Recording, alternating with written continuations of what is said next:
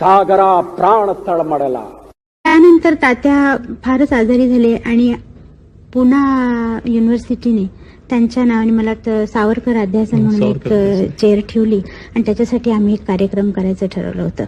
त्या कार्यक्रमामध्ये हृदयनाथनी तात्यांचं सागरा प्राण तळमळला ही कविता घेऊन त्याला चाल लावली. ज्या दिवशी कार्यक्रम होता त्या दिवशी मी तात्यांना बोलवायला गेले. म्हटलं तुम्ही या कार्यक्रमाला यावं अशी आमची फार इच्छा आहे. पण त्यांच्या पायामुळे त्यांना येणं शक्य नव्हतं आणि त्यांनी मला सांगितलं की बाबा तू आली मी जरी तिथं आलो नाही तरी मी इथं तुम्हाला ऐकेन आणि माझा आशीर्वाद आहे तुम्हाला. आणि त्यांचा आशीर्वादच घेऊन मी आले आणि त्या दिवशी हे आम्ही पाची भावंडांनी गाणं तिथं